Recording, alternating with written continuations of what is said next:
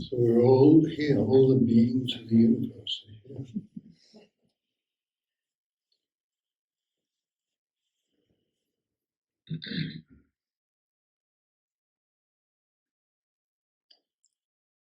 So I'm going to talk about a koan tonight that I think relates to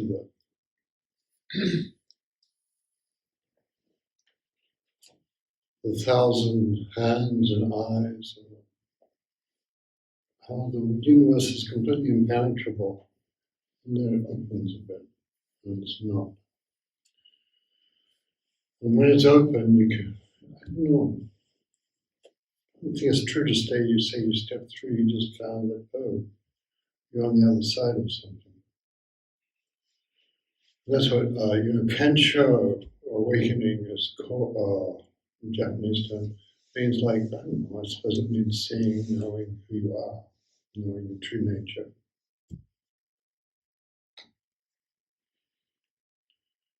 So it's not a surprise you would find, hang on, I've got it already.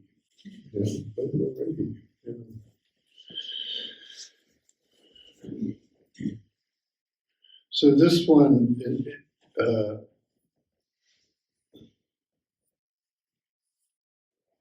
you see how the thousand hands and eyes, the fragments of the universe that we are, each one contains everything. And so the koan today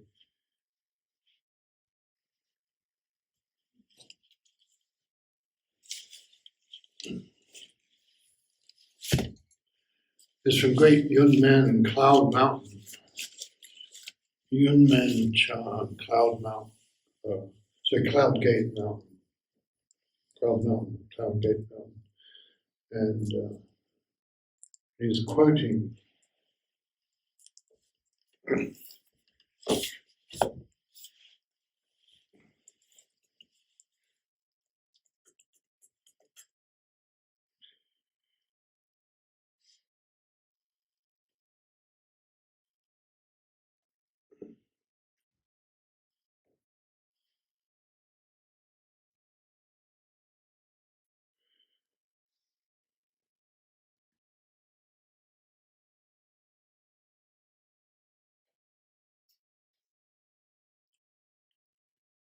within heaven and earth, in space and time, there is one treasure hidden in the body, carrying a lantern. It walks down to the meditation hall.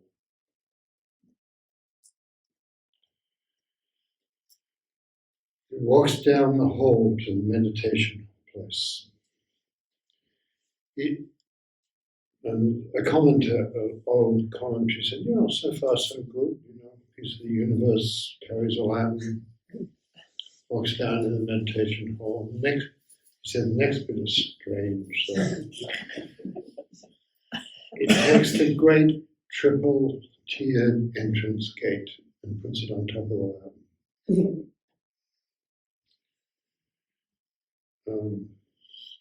And there is a backstory for this koan.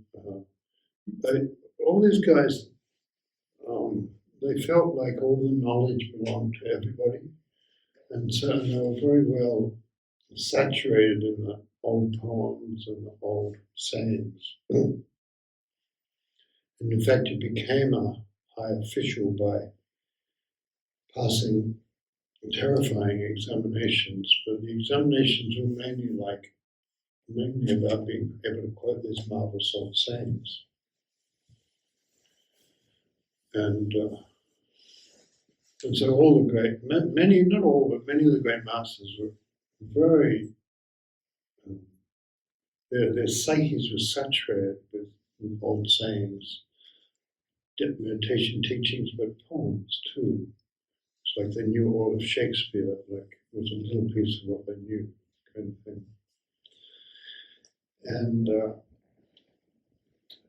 Yun Men, when he says there's a treasure hidden within heaven and earth, in the middle of the cosmos, in the middle of space and time, There's one treasure hidden in the body.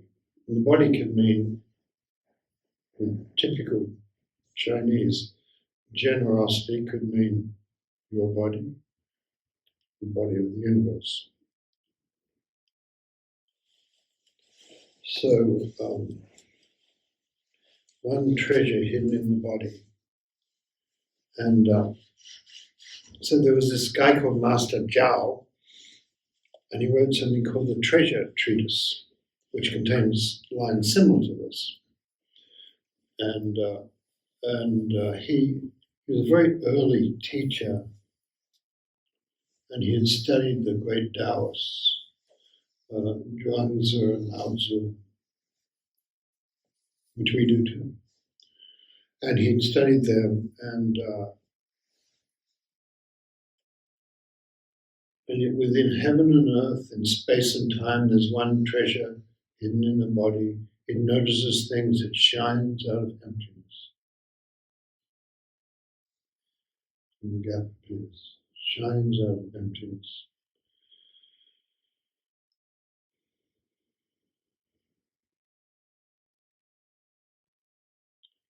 Empty is empty, inside and out, alone and still, invisible. Its function is a dark mystery.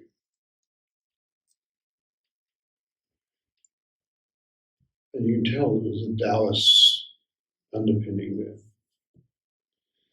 And he ran into it, as the old thing accounts say, he ran into a spot of bother and was sentenced to death. And he asked for a reprieve for a week. You die in the morning. And he said, well, can I have 7 days? And I said, well, okay. That's not too hard. And then he spent the time, 7 days, writing this treatise, which then came down, went into the common curriculum, things like that.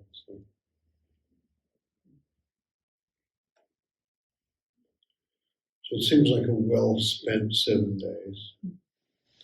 And you can feel how full of spaciousness and emptiness his heart and mind is. And I thought of a poem I haven't thought of for a long time. That a group of us at PZI long ago, Michelle Weir was one of them, we all just did our own translations of it. It was kind of fun. I no longer know whose translations were, but I've got a couple of them here.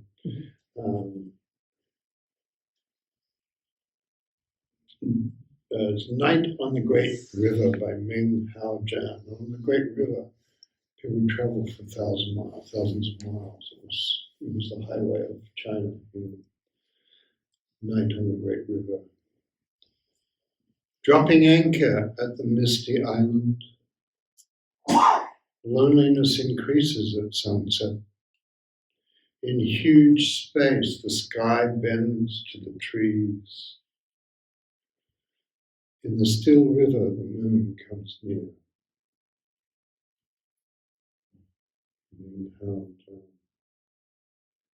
So, and you can feel that, the saturation of that, the emptiness in all of it.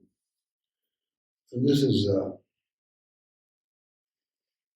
Shuido, the poet who collected the original Blue Cliff record, and then another great writer and master gathered together, even more so. But on the horizon, the sun sets and the moon. That's on the horizon, the sun rises and the moon sets.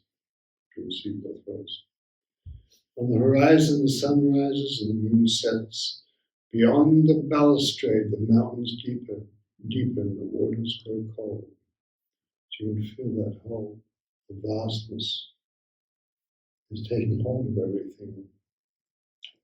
Everything you wanted, everything you thought you were, because in a way, you can't find who you were. You can't find pretty much anything, actually. It's kind of nice.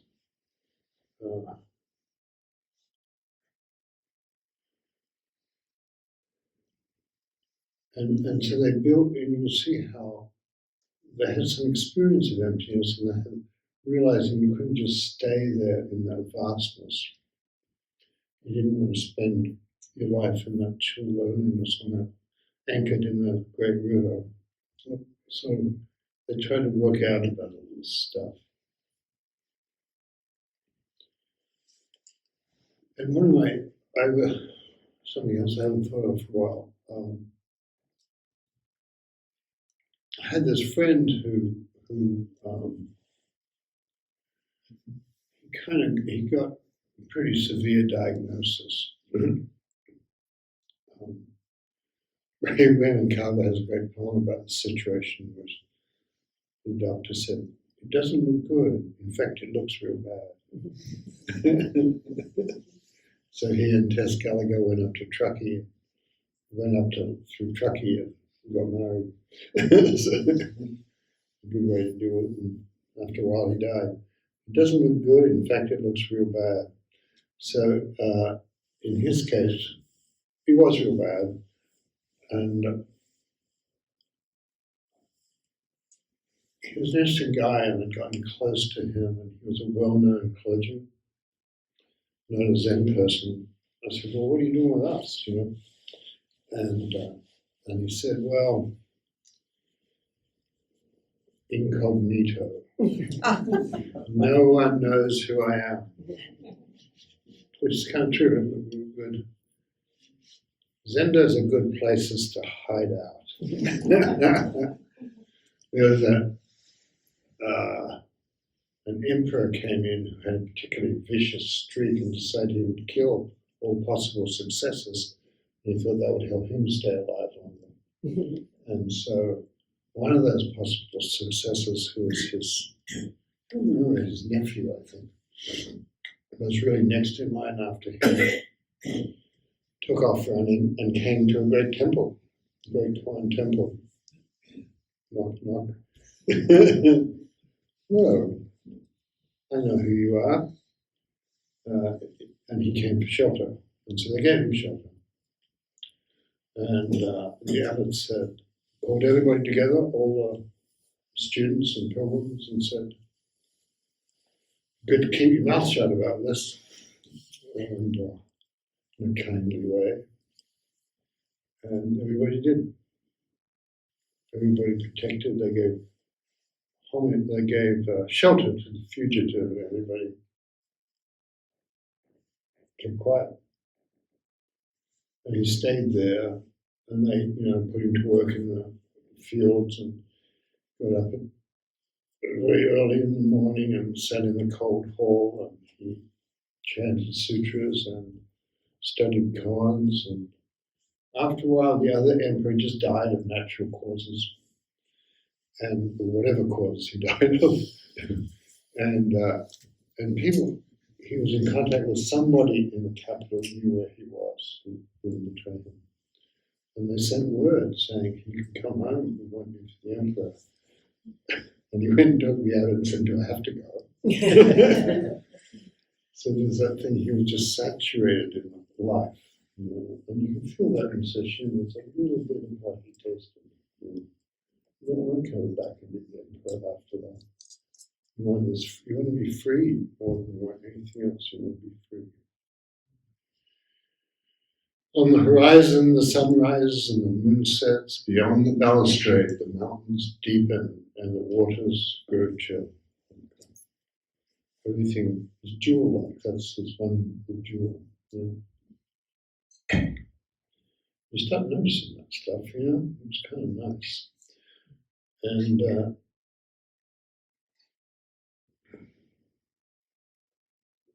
And you can notice that people took it up as a kind of solution. Really, I suppose, a solution to what is the great matter, the great question. What are we doing here? What's it for? What are we supposed to, what's our task here?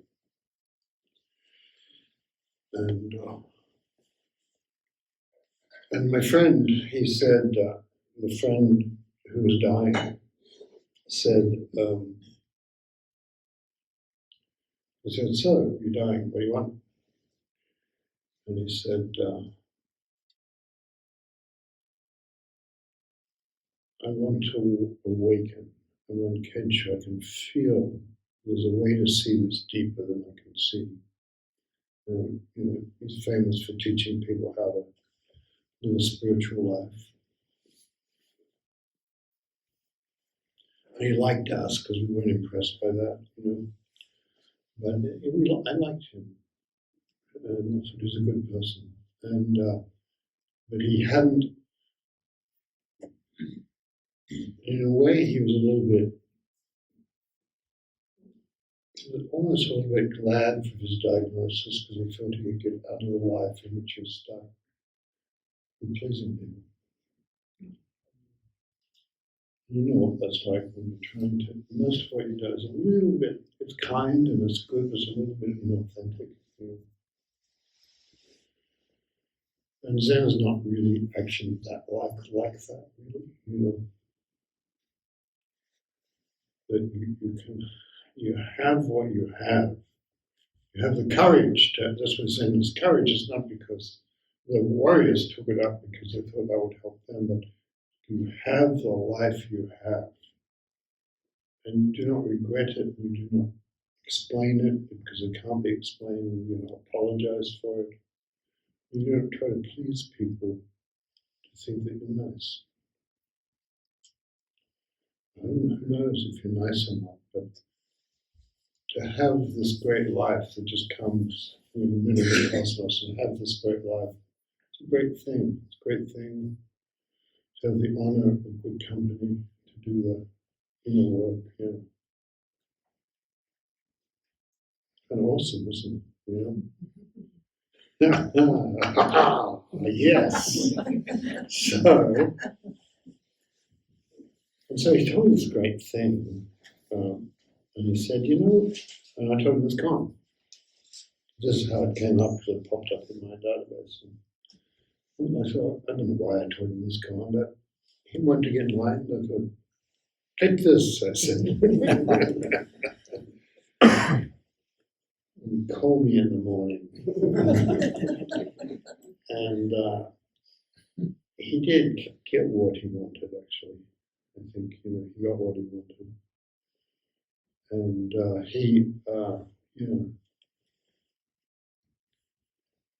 and he was in one session towards the end of his time, he was lying down in the back of the hall, sort of, and we put a little bed in there for him because he couldn't sit up because the bone pain was so bad, so he was lying down there, sort of thing. And that was a good way to go into it all. So and so then he told me the story about. He said, that koan makes me think of the one treasure hidden in the body, carrying the lamp in the books. He said, when I was a kid, we used to play hide and seek, and it was great. And he was pretty good at hiding. And he said, but it was always you didn't really want to be the last person found. You wanted to join the other kids. And so he said, and so after a while, when you could tell more and more kids were getting found, and you hadn't been found, you start, and then behind a tree, you put out a hand, a little bit of the universe would stick out. One treasure hidden in the body. Carrying a lantern, it walks into the Dharma hall. Every day we do that, we walk into the Dharma hall, in the midst of the cosmos. And so I thought, oh. And then actually he didn't die because this often happens. So if you're planning these elaborately careful designs on your death, it's not going to happen. And certainly your family needs to be really on. And his wife just panicked and said, I think he's in pain. I think he's not in pain. He's dying. And he said, Kensho, what could be bad about that? So, but it was all right. I liked her. She was great too. And she just got an ambulance, took him out of there, and he died that night. Or near that night. And I thought that was fine. That was okay, And then we chanted for him and things. I think they put him in the fire, but a long time ago, I can't remember. And but that thing about being committed to having the life you have, you don't have to apologize for who you are, what you are. And you find then you're a lot kinder, probably. You come up to the great barriers in life, and they're open for you, because they do. And who knows why, how, I don't know. I mean, I was pretty sure they weren't going to open for me. So, but they do. And this is one of the great cons that opens the mountains for you. What else do I want to say about this?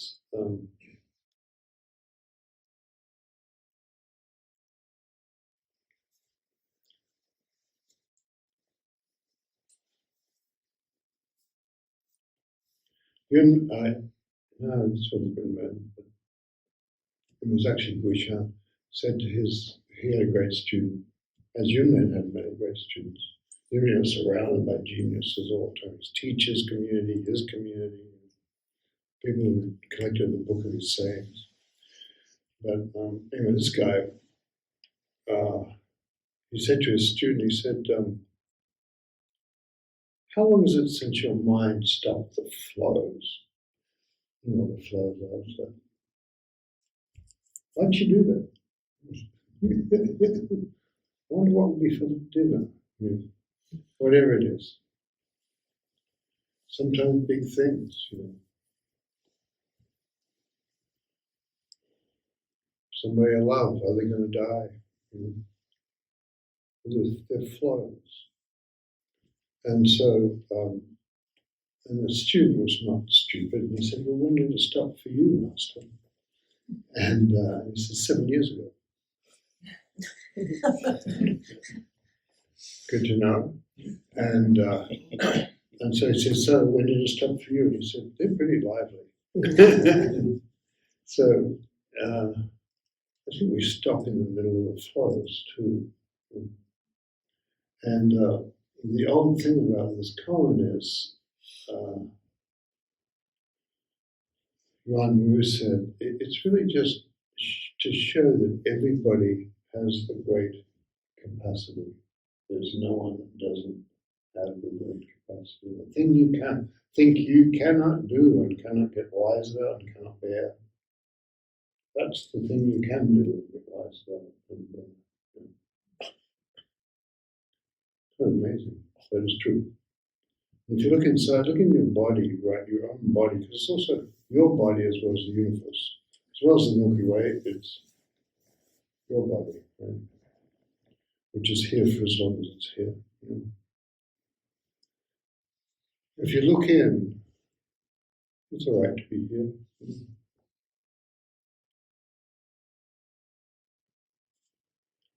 I don't know, is there anything wrong?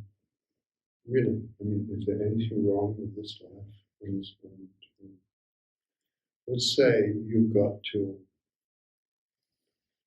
8:29. Let's say you're only going to live till 8:45. What are you going to do?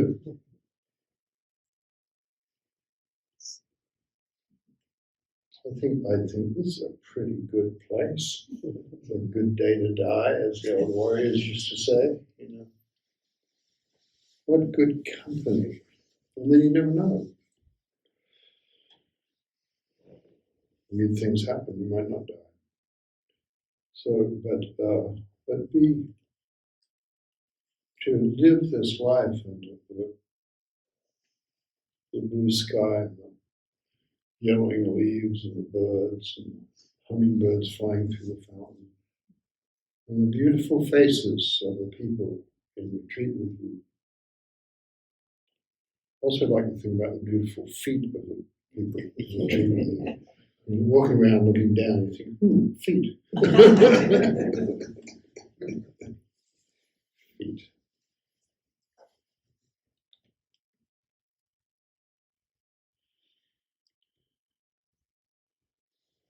So the treasure hidden in the body.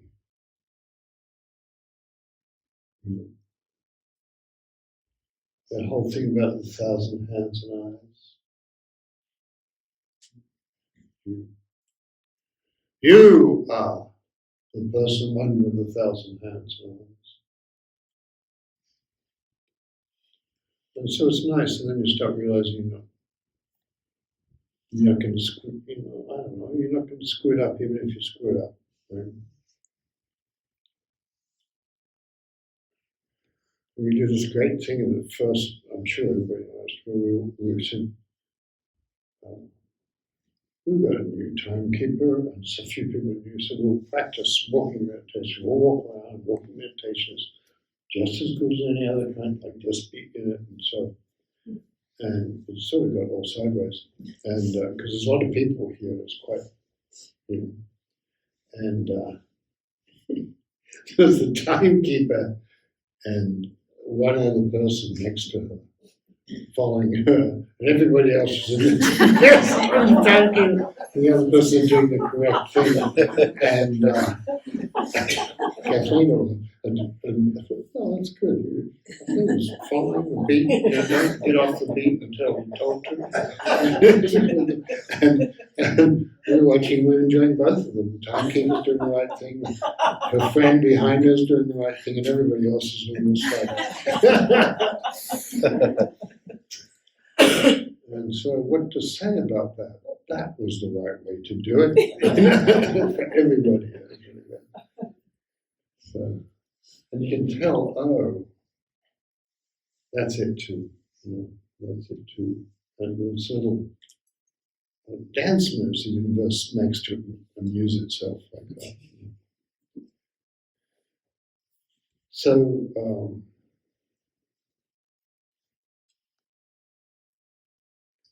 and sometimes it's sort of fun when you can't do something right.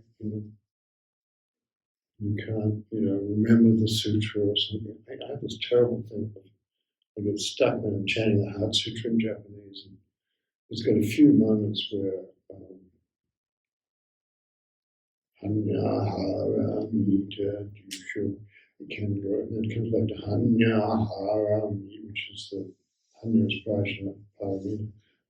And then I forget which of the Hanya Haramitas I'm at. I just move back to like number 2 or something.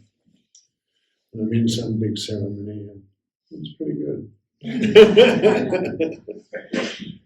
We would never get out of here. So, and you'll find that if you, in this koan, all that's asked of you, we're not asked to impress each other, we're not asked to, all that's asked of us is to notice. And that's love, just to notice. Give our attention to each other's feet, to each other's being, the heart. And you can feel, I can feel when I let go and I'm just there with people, and I can feel when I'm not. And my friends can feel and say, John. But I can feel when I'm armoring and I'm expecting to be criticized or something like that, And that's nothing wrong with that. It's just like stepping out of line and getting in this muddle in the middle of a meditation ball, but it's not necessary. And so we can let people see that we care and we love and we weep, and it counts. Basho had this friend who died, who was probably a lover, I don't know. And she had a couple of sons, and she was a nun. Her name has disappeared now. Somebody might remember her name. And she died in his house, his Basho hut, while he was touring with her sons. People don't think were his, but he was very close to them. And he came back and they did a funeral for her. And he said, never think that your life did not count. It was a festival of souls, sacred festival of souls, but never think that your life did not count. We put in our sutra book. And we were making a new sutra book, but we thought, I've got to put something in there. So, but it counts, doesn't it? that's true. Basha's right. This life. And so I guess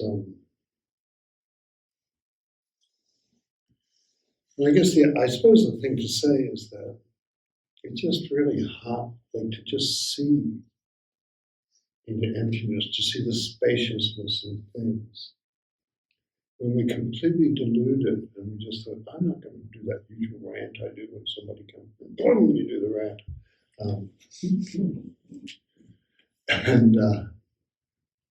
And then you see the spaciousness and emptiness, even in when you put your feet in the wrong move for the dance and things like that. So you just got to be kind about that, and then in a way, it keeps opening, that gap keeps opening. 1,000 hands and eyes, and the gap the spaciousness keeps opening. You don't have to justify yourself. And one of the things about the Koan curriculum is that the Japanese, being Japanese, decided there's a series of right responses to these koans. And there's the Book of Serenity and the Blue Cliff have like 100 each koans, and some of the koans are multiple. And this koan is in both the Book of Serenity and the Blue Cliff record. And so we'll say, well, what is your response to this koan? And then one of the things to notice about yourself is you start thinking you could do it wrong. What if you could do it wrong? And so the nice thing for me about the curriculum was I thought I did everything wrong, with some evidence, and some justification for that view. But it was also like, what if you didn't do anything wrong your whole life? What if the universe is opening the paths between the trees, the universe is opening the paths between the clouds for you. And so it's not wrong. And if you think about that, if you just notice that, that will change most things. Because you'll be honorable about your life instead of trying to excuse yourself and explain yourself. And so, sometimes some of the people yell at me if I ask them, well, what's your response to that comment? They get mad because, I don't know, they think it's for me. Or they start explaining. Well, I would have said, it's all right to be wrong. That can be right. So to accept that that's all right. Or just when I was working on my kindness, I yelled at somebody. That's the moment to yell. That's the moment when you notice you yelled, whatever like that. So gradually, it's not punishing yourself, but I don't know, it's including yourself that does it. But the great vows say, all beings, great beings of the world. There's a rather fun version of that that's very loose, that is chanted in some places. And we chant it for a while, called All Beings, One Body. I vow to wake them all, liberate them. So we're all in this together. And good to know, eh? All in it together. And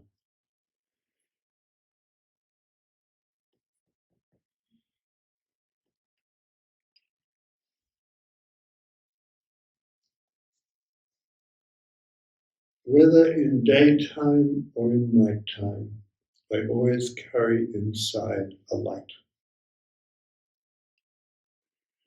In the middle of noise and turmoil, I carry silence. Always I carry light and silence. Great Anna Sevilla, whose poetry is completely unknown until the Iron Curtain fell and Miłosz went back to Poland and remembered about her. And people would translate her work. So,